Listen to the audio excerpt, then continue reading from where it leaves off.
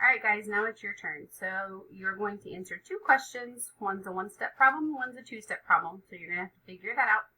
And then you're going to show all the work with the problem-solving process. So here's what the first one says. Dee has 381 stickers. She went to the store and bought 159 more stickers. Joe has 621 stickers. How many stickers does Dee have in all? So you're going to create a strip diagram, equation, estimation, and you're going to solve.